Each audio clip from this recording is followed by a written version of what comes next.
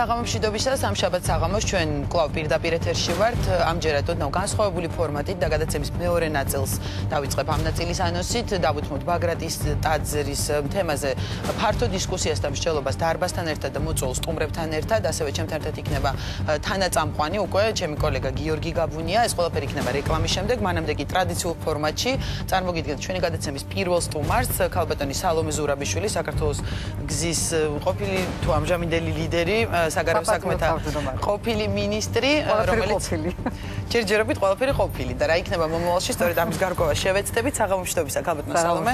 ძალიან დიდი მადლობა რომ მონაწილეობთ გადაცემაში და პირველ რიგში სწორედ ამ კითხვით მინდა თქვენთან დავიწყოთ. თქვენ საქართველოში რამდენიმე დღის წინ ჩამობრძანდით, როგორც დღეს შევიტყვეთ, ხვალ უკვე ტოვებთ საქართველოს. ნიშნავს თუ არა ეს ჩამოსვლა ერთგვარად პოლიტიკაში დაბრუნების პირველ ნაბიჯებს? ანუ გეგმავს თუ არა სალომე ზურაბიშვილი აქტიურ პოლიტიკაში დაბრუნებას? ყოველთვის გეგმავდი, როცა მე წავედი პოლიტიკიდან, გამოვაცხადე, რომ ეს იყო ტაიმ-აუტი და ამიტომ ეს არასდროს არ ყოფილა სამუდამო წასვლა არც საქართველოსდან, არც პოლიტიკიდან, უფრო სწორედ სახელმწიფო საქმიდან. მე ასე უფრო წარმომიდგენია, ვიდრე პოლიტიკური საქმიანობა ნაკლებად მომწონს, როგორც დახასიათება. მაგრამ ამჟამად ჩამოსული ვარ სხვა მისიით, სხვა საქმით, გაეროს მისიით, იმ საქმეთი, რომლითაც ვარ დაკავებული უკვე წელიწად 2 წელი არის და მეტიც და რომელიც ეხება ირანის საკითხებს და ირანის მიმართ. და გარკვეული შეხვედრებიც ჰქონდათ საგარეო საქმეთა სამინისტროში. დიახ, დაბრუნდი, ამ მხრივ დაბრუნდი საგარეო საქმეთა სამინისტროში. ცოტა უცნაური განცდა იყო იმ წასვლის მერე. თუმცა ქალბატონო სალომე, ვიდრე თქვენ საქართველოში დაბრუნდებოდით, რამდენიმე დღით თუ კვირით ადრე, პრემიერმა ივანიშვილმა განაცხადა, რომ თქვა ორივე მხარეს გვაქვს სურვილი ვითანამშრომლოთ, როცა თქვენ შესახებ დაუსვეს მას შეკითხვა და რომ შესაძლოა მისი გუნდის ღირსეული წევრიც გახდეთ. თუ გქონდათ შეხვედრა პრემიერ-მინისტრთან და რამე კონკრეტული შემოთავაზება ხომ არ ყოფილა, თქვათ უკვე მისი მხრიდან? მე მქონდა არაერთი შეხვედრა და ეს უკვე მე მგონი ყველა მიცის და თვითონაც განაცხადა, როცა ჩამოვდიოდი ამ პერიოდში და მე არა ვარ ისე წასული, რომ არ მომეხედა უკან და არ ჩამოსულიყავი ქვეყანაში, რაც 1 ოქტომბრის არჩევნების შემდგომ, რომ რამდენჯერაც ჩამოვედი, იმდენჯერ შევხვდით და იმდენჯერ მქონდა სწორედ განხილვა იმისი თუ რა და როგორ და როდის იქნებოდა ჩემი დაბრუნება ამ საქმეში, რასაც ქვია საქართველოს საქმე. ამჟამად და დღეს ამ 3 დღის მანძილზე არ ყოფილა შეხვედრა, იმიტომ რომ მე წარმომიდგენი ამ ჩამოსვლაზე, როცა ერთი საქმით ხარ და ერთი ფუნქციით არ შეიძლება ყველაფრის არევა. ამიტომ ისევ მასაც ვერიდებოდი სხვათა შორის, რომ მოვსულიყავი ტელევიზიაში, რომ არ ყოფილიყო რაღაცნაირი გაუგებრობა იმ ფუნქციებთან, რაცაც მე, მაგრამ დასრულდა ამ საღამოს ჩემი შეხვედრები და ამდენად უკვე თავისუფალი ვარ, რომ ეხლა თქვენთან მოვიდეთ და ვილაპარაკო სულ სხვა საკითხებზე, ვიდრე იმ საკითხებზე, რაზედაც ვლაპარაკობთ. მაყურებელს ალბათ უფრო აინტერესებს. თუმცა უნდა აინტერესებდეს ისიც. მე მგონი რეგიონი არის და ძალიან მნიშვნელოვანი არის ამ რეგიონში როგორ წავა საქმეები და ეს არის ჩვენი უშუალო სამეზობლო, ასე ვთქვათ, მაგრამ არ ვაპირებ რომ ამ საკითხზე გავაგრძელო, მაგრამ საერთოდ ვამბობ, რომ მე მგონი რომ ეს არის ძალიან მნიშვნელოვანი და ამიტომ ვარ მეც დაინტერესებული ამ საკითხით, იმიტომ მე მგონი რომ ჩვენთვის ყველაფრის მიუხედავად სიმშვიდე ამ რეგიონში და რომ რაღაცნაირად სტაბილურობა ვრცელ დიდ რეგიონში შენარჩუნებული იყოს, მე მგონი ჩვენთვის არის ძალიან მნიშვნელოვანი. ქალბატონო სალომე, გასაგებია რომ თქვა ჯერ შეხვედრა არ ქონიათ ესეთი კონკრეტული შეთავაზება, ჯერ არ მიგიღიათ რაღაც არც გადაწყვეტილებამდე, მაგრამ თქვენთვის თუ წარმოგიდგენიათ, ანუ როგორ ფიქრობთ, შესაძლოა საქართველოს გზა და ქართულმა ოცნებამ რაღაც კოალიციაში ითანამშრომლოს, თუ თქვენ პირადად შესაძლოა თქვათ რაღაც ახალ ხელისუფლებასთან ითანამშრომლოთ, იყო საუბარი იმაზეც, რომ გავრცელდა ხმები, რომ შესაძლოა სალომე ზურაბიშვილი საპრეზიდენტო არჩევნებზე გახდეს ქართული ოცნების კანდიდატი. ეხლა მე მინდა რომ გავრცელდა. ძალიან ნათელი იყოს ის, რომ მე აქ არ გამოვდივარ როგორც რაღაცა კამპანიის ნაწილი და არ ვემზადები რამისთვის. ვემზადები უფრო სწორედ ყველაფრისთვის და ყველაფერზე ქონდა საუბარი პრემიერთან, ანუ არა კონკრეტულ ადგილებზე. ამიტომ შეიძლება თქვენ სხვა რამეს ელოდებოდით დღეს და იმედებს მაყურებელიც მაინტერესებს ხო დაადასტურებდით თუ არა ამ გავრცელებულ ინფორმაციას მედიაში. ეს არ არის ინფორმაცია, იმიტომ ეს ინფორმაციები ასე არ ვრცელდება ამ ჭორების გზით, რომ იყოს მართალი. სულ სხვა პროცესი მიმდინარეობს, ეს არის სერიოზული პროცესი ურთიერთობის. მე პირველივე დღიდან განვაცხადე და არასდროს არ შემიცვლია ჩემი პოზიცია, რომ მე ამ გუნდის მხარდამჭერი ვარ და ვიყავი სრულიად არჩევნებამდე და ასევე არჩევნების მერე მზადყოფნაში, რომ სადაც მე საჭირო ვიქნები, იქ დავბრუნდე. ეს ჯერ ისეთი გარკვეული არ არის ბოლომდე, სად უფრო ვიქნები საჭირო. თქვენ შემეკითხეთ პარტიის შესახებ, პარტიას არ მიუღია მონაწილეობა კოალიციაში საარჩევნოდ, ჯერთ იმიტომ, რომ როგორც ყოველთვის, ჩემ პარტიას აკლია მთავარი, ანუ ფული და არა ღირსეული ადამიანები. და ამდენად ცოტა ძნელი იყო ჩვენთვის, მეტადრე მე არა ვარ ქვეყანაში და ამ ხრივაც ცოტა უფრო სუსტად არის ვთქვათ ის პარტია ვიდრე იყო, მაგრამ ამ პარტიამ შეასრულა თავისი გზა 2006 წლის არჩევნებიდან, რომელიც ჩავატარეთ, როცა სამი კვირის დაარსებული იყო პარტია და დღემდე ყოველთვის მონაწილეობდა ყველა არჩევნებში და ყველგან მიიღო თავისი წვლილი და თავისი კუთვნილი ადგილი და გააგრძელებს. მე ძალიან მჯერა, ღრმად მჯერა, რომ ამ ქვეყანაში მთავარი ჩვენი გამოსავალი და მინდა ახალგაზრდებმა ეს გაიგონ, არის მრავალპარტიულობა. ჩვენ უნდა გამოვიდეთ იმ სიტუაციიდან, როცა ყველა ერთს უყურებს, ყველა ერთისგან ელოდება, რომ ის ყველაფერს გადაწყვეტს, ის იქნება მხსნელი და გადამრჩენი. ეს არის ნამეტანი დიდი ტვირთი ერთ ადამიანზე, ან ერთ პარტიაზე. და მეტადრე როცა ქვეყანას აქვს წარსული, როგორც აქვს საქართველოს, სადაც ერთპარტიულობამ დაგღუპა, მრავალპარტიულობა არის ნამდვილი მხსნელი ამ სიტუაციიდან, რომ ბოლოს და ბოლოს გადავიდეთ არა რაღაცა გაუგებარ ჰიბრიდულ პოსტტოტალიტარულ სისტემაში, არამედ ნამდვილ დემოკრატიულ სისტემაში.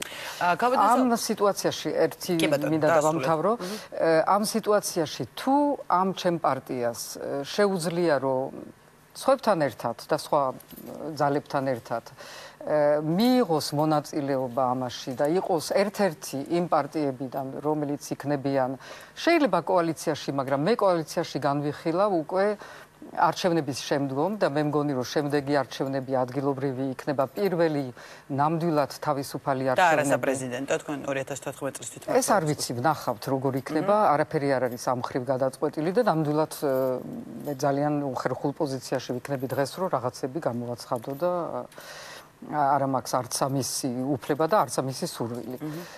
მაგრამ ადგილობრივში რომ მონაწილეობას მიიღებს ეს პარტია, ეს არის აუცილებლობა. არჩევანი კი არ არის, ეს არის აუცილებლობა. იმიტომ ჩვენ როგორც სხვებმა უნდა მივიღოთ მონაწილეობა და გავარკვიოთ ბოლოს და ბოლოს, რაც ამ ქვეყანაში არასდროს არ გაირკვა, ვინ რამდენს წარმოადგენს. ვის აქვს ვისი მხარდაჭერა რომელ რეგიონში, რამდენად და მერე უნდა შედგეს კოალიცია. მე როცა მივიღებ ჩემ კუთვნილ, არ ვიცი, 7%, 10%, 20%, ეს უკვე ამ მორჩეველზე არის დამოკიდებული. სხვა მიიღებს თავის 10, 20, 30% და ასე შემდეგ. მაშინ იქნება კოალიციები, საინტერესო კოალიციები, რომ მე ამას გითმობ, მე ამ საკითხზე უფრო პრინციპული ვარ და მინდა შენი მხარდაჭერა, მე დაგიჭერ მხარს სხვა რამეში და პოლიტიკა მაშინ იწყება. პოლიტიკაში არა ვარ. რომ მრავალპარტიულობაზე საუბრობდით და ხშირად ისმის ხოლმე ესეთი მოსაზრებები, ნაციონალურ მოძრაობასთან დაკავშირებით მინდა გითხოთ, დღეს ყოფილი ხელისუფლება არის ოპოზიციაში. და კეთდებოდა განცხადებები, რომ მათ არ აქვთ უფლება, ხო, აი სწორედ ამაზე მინდა თქვენი შეფასება გითხოთ. არ არიან თქვენ ისინი ოპოზიცია, აბა რა საკეთებია? ჯერ არა ვარ ამ სიტუაციაში, ჯერ არ არიან ოპოზიციაში, როცა შენ გიჭირავს ნაწილი ხელისუფლების, ანუ ძალიან სერიოზული უფლებები. პარლამენტში ვთქვათ, ხო, უჭირავთ საპარლამენტო უმცირესობა ქვენ. კი, უმცირესობა არიან პარლამენტში, მაგრამ არიან უმრავლესობა. პრეზიდენტის უფლებები არის ჯერ ძალიან ძლიერი არსებობენ გუბერნატორები, არსებობს ადგილობრივი ხელისუფლება, სადაც ძალიან ძლიერად არიან, ჯერ კიდევ სასამართლოებში, თუმცა ეს შეიძლება იცვლება.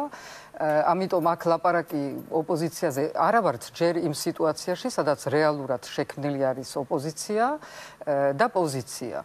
და ეს კოაბიტაცია არის ძალიან გაუგებარი სიტუაცია ასეთ ქვეყნისთვის. ხო, მაგრამ მაშინ რა უნდა მოხდეს, როგორ ფიქრობთ? არაფერი მოხდება, რაც მოხდება. პროცესებს როგორ აფასებთ? პროცესები მოხდება, იქნება საპრეზიდენტო არჩევნები, სადაც მოსახლეობა და ამომრჩეველი იტყვის თავისას და მე დარწმუნებული ვარ თუ რას იტყვის და შემდეგ უკვე გადავალ სიტუაციაში, სადაც იქნება პოზიცია თავისი პროგრამით, რომელსაც ხელს არ შეუშლის ყოველდღიურად ჯერ კიდევ გაუგებარი გადანაწილება უფლებების და მაშინ გამოჩნდება ოპოზიცია. ნაციონალურ მოძრაობას ვთქვათ ოპოზიციურ ერთ-ერთ პარტიად. მე არა ვარ დარწმუნებული, რომ შეძლონ. მაინდა-მაინც ვერ შეძლეს ხელისუფლებაში, რამდენად შეძლებენ ოპოზიციაში, ეს სანახავი არის. ვნახოთ. შეიძლება ერთ-ერთი ოპოზიციური პარტია მათზე არის დამოკიდებული და კიდევ ერთხელ ამომრჩეველზე. ჩემზე კი არა, რომ მე თქვა, რომ აი მიუნიჭებ ამ ადგილს ან იმ ადგილს. ვნახოთ რაც იქნება. მაგრამ უნდა გაირკვეს. ჩვენ გვჭირდება დღეს ძალიან ნათელი სიტუაცია, სადაც მე როგორც ამომრჩეველი უნდა ვიცოდე, ვინ არის ხელისუფლება, რას მიმზადებს ხელისუფლება, რას მთავაზობს და ვინ არის ოპოზიციაში. და მე რო ვარბობ, რომ მე ვიქნები მრავალპარტიულ ამ სისტემაში და რაღაცა, არ ვიქნები ცხადი არის ოპოზიციაში.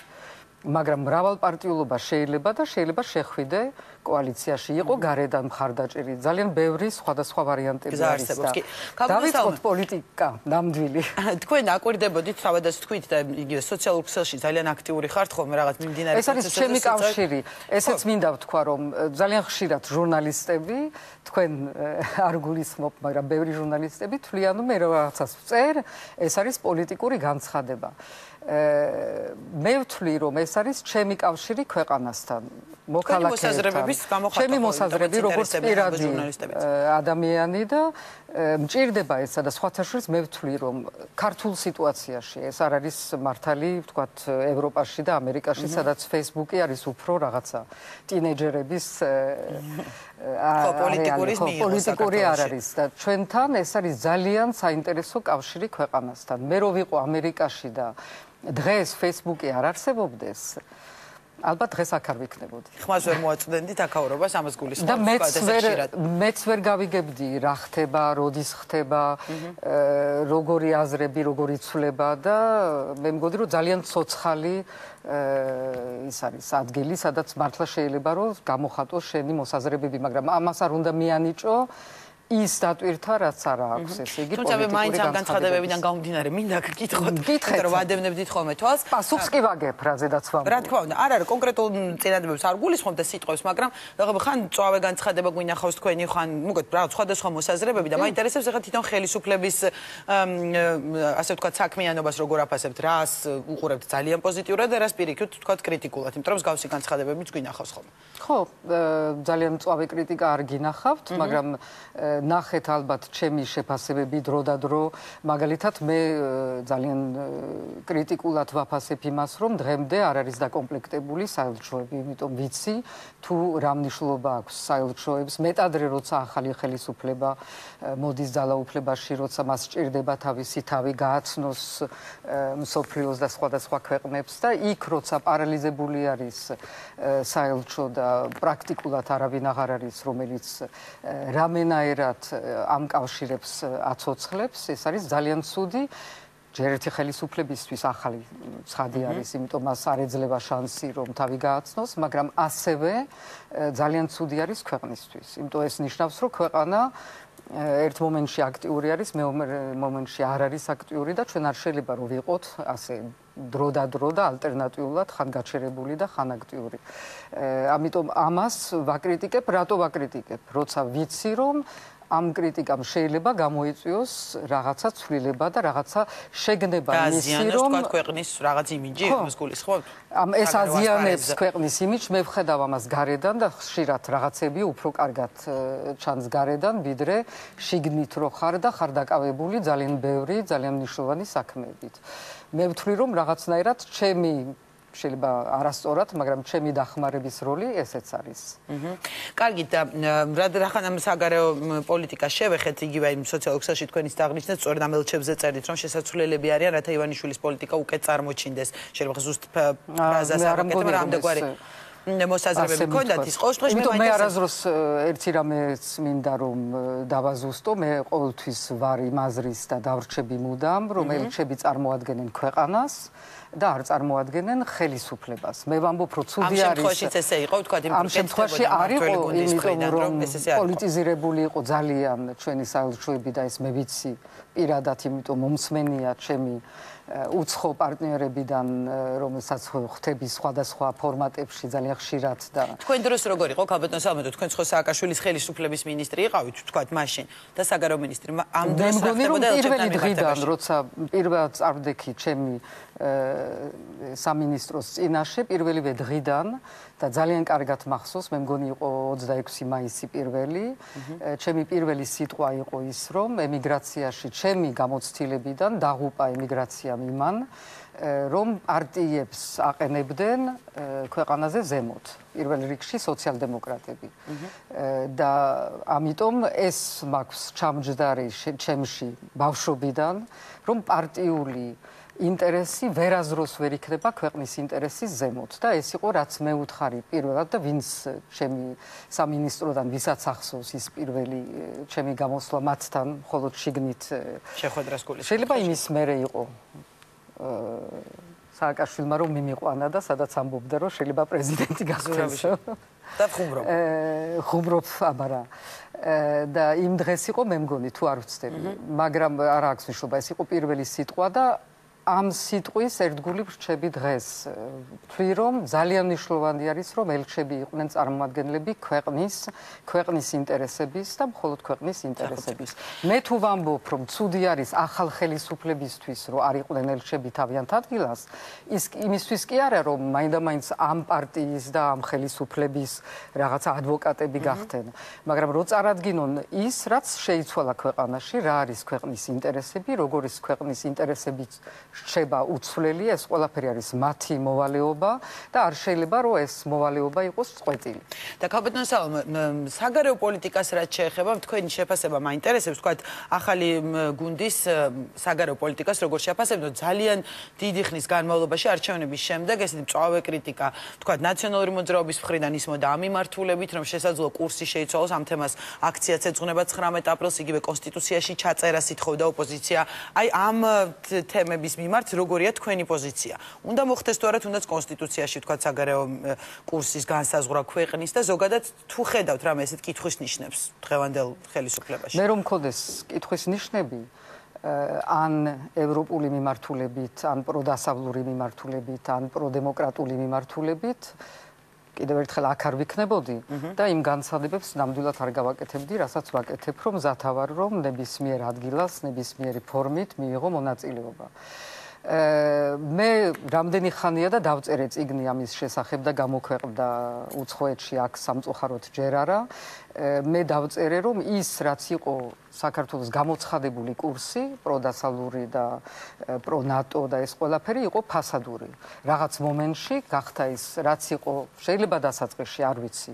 რამდენად იყო გულსფელი თუ მეც ვიყავი ამ ფასადის ნაწილი და ამიტომ ჩამოყვანილი სხვათა შორის მე დიდი ეჭვი მაქვს რომ პირველ რიგში ამიტომ ჩამომიყვანეს რომ მე ვიყავი ფასადა იმ პროევროპულობის რომელიც რეალურად მერე აღარ გაგრძელდა პოლიტიკაში და რომელიც ჩვენ ნატოში შესვლის რეალურად შესვლის ყოველ შემთხვევაში პირველ ეტაპზე იმ შესვლის ქონდა რაღაცა შანსები რომელიც ამ ხელისუფლებამ გაუშვა ხელიდან თავისი პოლიტიკით შემდგომ ომის პერიოდი და ის დაძაბულობა რუსეთთან მე მაშინაც ვამბობდი დღესაც ვამბობ რომ რუსეთთან და მე მგონი რაღაც მომენტში თითქმის შევძელი ყოველ შემთხვევაში ის ერთი ნაწილი რომელიც მე დამავალეს ის შევასრულე ანუ ბაზების მოლაპარაკებება ჩაითვალა ეს სამხედრო გაყვანის მოლაპარაკებები შეიძლება იყოს დათმობის გარეშე არ არის გაიგივებული მოლაპარაკება და დათმობა რასაც ცდილობენ ახლა რომ თუ მოლაპარაკებია ესე იგი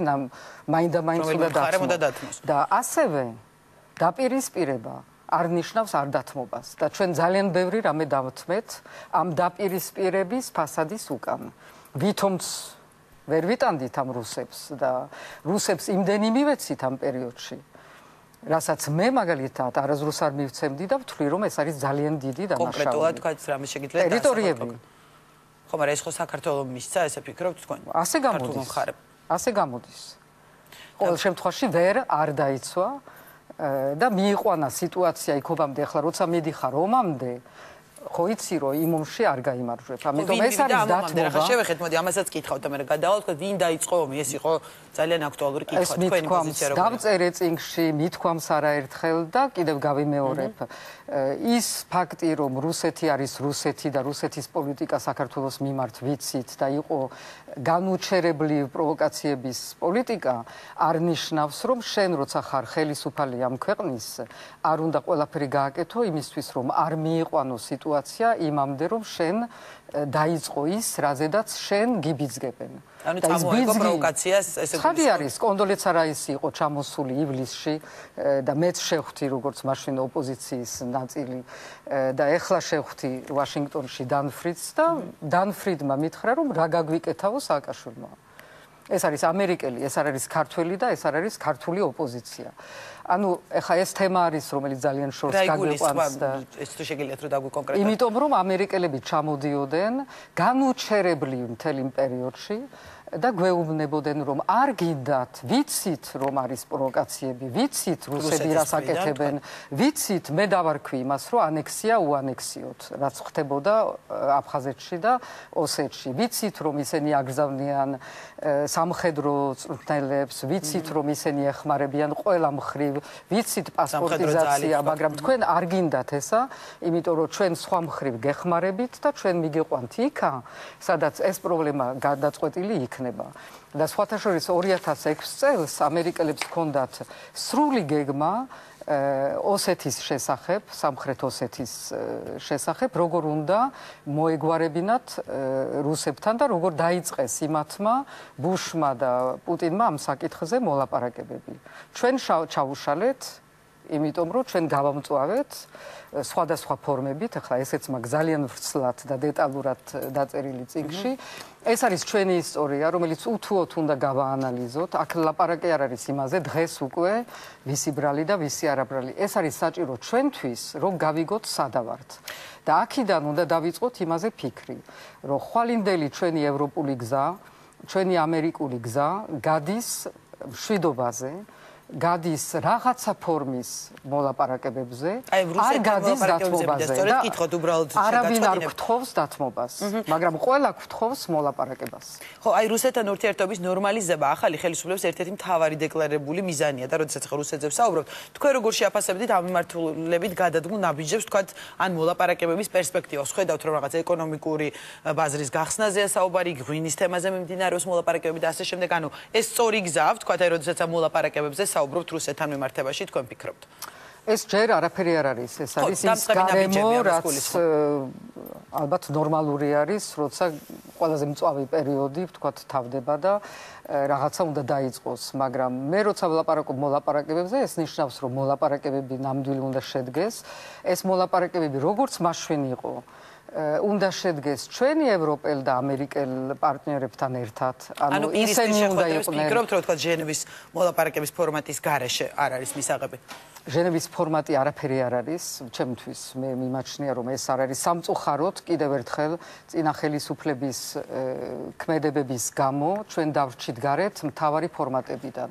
ანუ უშიშროების საბჭოში, გაეროში აღარ იხილება საქართველო, ეუთოში აღარ იხილება საქართველო, არც ერთ მთავარ ფორმატებში, სადაც უნდა იყოს საქართველოს საკითხი. რუსეთთან თქვა ერთ-ერთზე დარჩა და კაბატონო სალომე, ამ შემთხვევაში უნდა დარჩეს. მე ვიყავი ერთ-ერთზე რუსეთთან, მაგრამ არ ვიყავი ერთ-ერთზე. ანუ ლავროვთან მოლაპარაკებებში ლავროვმა იცოდა პირველივე დღიდან მეუთხარი პირდაპირ, რომ მე რასაც აქ გეტყვით და რაც თქვენ მე მეტყვით, იცოდეთ, რომ მე ამერიკელებსაც და ევროპელებსაც გავუზიარებ, იმიტომ მე არ მინდა რომ ეს იყოს საიდუმლო მოლაპარაკებები.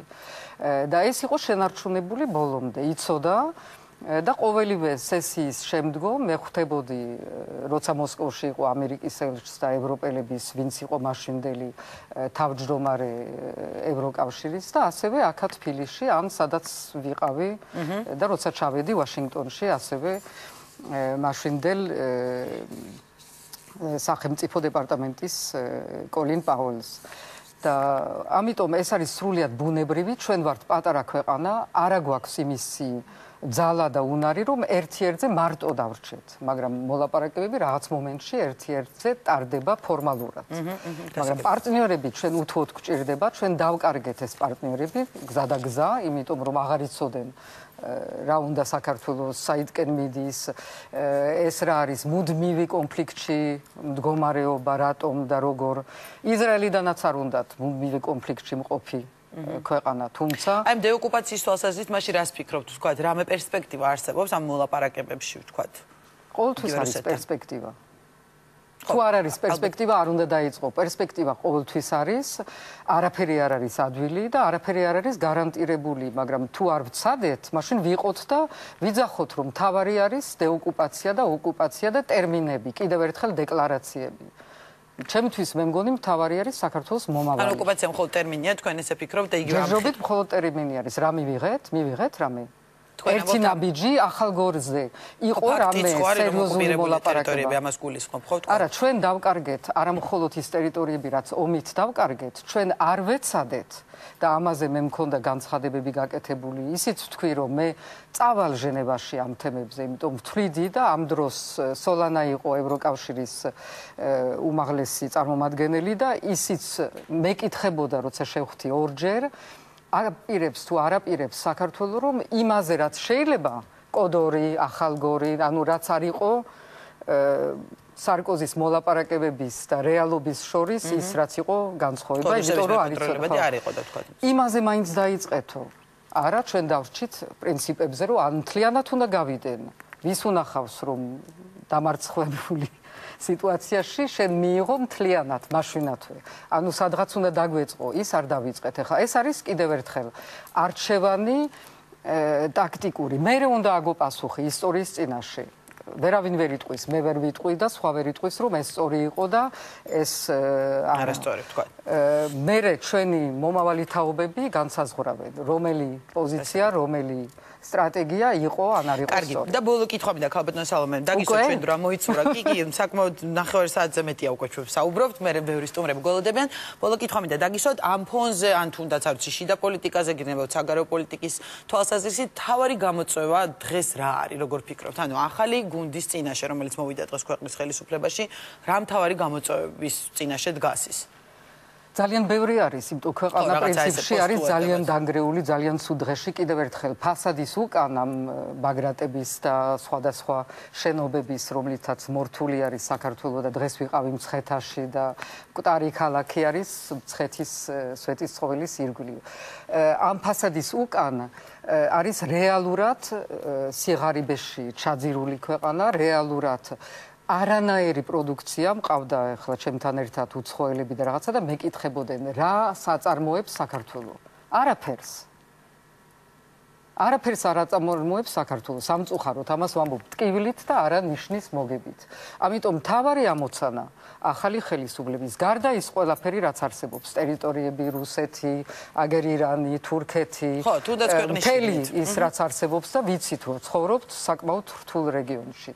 თავარი მაინც არის, რომ დაიწყოს ამ ქვეყანაში ამოქმედდეს ქვეყანა ეკონომიკურად, ხალხმა ამოისუნთქოს და უკვე ამოსუნთქვიდან გამომდინარე ყველაფერს დანარჩენს, ეს როგორც პირად ცხოვრებაში ასე არის, როცა ცოტა უფრო გამართული ხარ რაღაცნაირად, სხვანაირად უყურებ ყველა პრობლემებს, რაც თავს გასხამს და ამიტომ ამოვისუნთქოთ ერთად, დავწყნარდეთ, დავივიწყოთ ცოტა ნუ ვცხოვრობთ, ესეც არის ჩემი მესაჟი, თუ ერთით შემიძლია დაგტოვოთ. ნუ ვცხოვრობთ უცხოელების თვალით და მათი შენიშვნებით არ შენიშვნებით. მე არ ვამბობ, რომ არ უნდა გავითვალისწინოთ. არ ვამბობ, რომ ჩვენ რაღაცა იზოლაციაში უნდა მოვხდეთ და ვის რა შეაინტერესებს ხვები, რას ფიქრობენ და რაღაცა, მაგრამ ყოველდღიურად ამითი ნუ ვცხოვრობთ, ვიფიქროთ, რას ვაკეთებ დღეს, დღეს რა გავაკეთეთ ქვეყნისთვის, რომ ეს ქვეყანა გამოვიდეს თავის მდგომარეობიდან და დადგეს ფეხზე. მაშინ გვექნება უფლება, რომ სხვებს დაველაპარაკოთ, მაშინ გვექნება ნამდვილი პარტნიორები, გვეყოლება და მაშინ ვიქნებით ღირსი საერთაშორისო თანამეგობრობის როგორც ქვეყანა თავის თავში დარწმუნებული და გამართული. მინდა საქართველოს გამართული. ძალიან დიდი მადლობა, ეს ალბათ ყველას სურვილია. უღრმესი მადლობა, წარმატებებს გისურვებთ. სალომე ზურაბიშვილი იყო ჩვენი სტუმარი. ახლა რეკლამის შემდეგ უკვე ბაგრატის ტაძარი და დაგრეული. ანუ თქვენ, კარგია, მოდით ამაზე დატოვეთ თქვენი მოსაზრება და მე იმას, ანუ თქვენ კონსერვაციის მომხრე იყავით როგორც ჩანს. კონსერვატორი არა ვარ, თუმცა ვარ ბევრ რამეში მართალი რო ვთქვა და ხო, ბაგრატის სხვათა შორის მე მინდა ვთქვა, რომ ის არქიტექტორი რომელმაც მიიღო დღეს რაღაც медали იტალიაში, იმიტომ იტალიელები ყიდიან იმ არქიტექტორს ყველგან და ის არის ის არქიტექტორი და ნახეთ ინტერნეტზე, რომელმაც დაწერა დიდი სტატია, როცა თვითონ გააკეთა ბამიანის ავღანეთში აფეთქებული ქანდაკებებზე მუშაობდა და იქაც მიიღო დიდი თანხები. იქ დაწერა მთელი სტატია, სადაც ამართლებს სიცარიელეს, ნანგრევებს, მათ პოეზიას, დიახ, მათ პოეზიას, რომ ზოგჯერ ისტორია ისეთი არის, რომ ისტორიის მიერ დანგრეული უნდა დატოვო როგორც დანგრეული, იმიტომ ეს შენ გეუბნება იქ რა ტრაგედია დატრიალდა. რატო ჩვენთან არა გვაქვს უფლება, რომ ის ისტორიისგან დატოვებული ნანგრევები იმან დაგვაფიქრებინოს მომავალზე რა არ უნდა გავაკეთოთ, როგორ უნდა გავაკეთოთ, რომ ხვალ აღარ იყოს ნანგრევები. და ჩვენ თუ ეს ყველაფერი წავშალეთ და დისნეილანდი შევქმენით, არც არაფერი დასაფიქრებელი აღარ გვექნება. კარგი, ძალიან დიდი მადლობა. ბაგრატზეც მოვისმენთ თქვენი პოზიცია და სწორედ ამ თემაზე განვაგრძობთ რეკლამის შემდეგ. დიდი მადლობა. რეკლამის შემდეგ უკვე გიორგი გაბუნიასთან ერთად და ჩვენ სტუმრებთან ერთად დავბრუნდებით პირდაპირ ეთერში.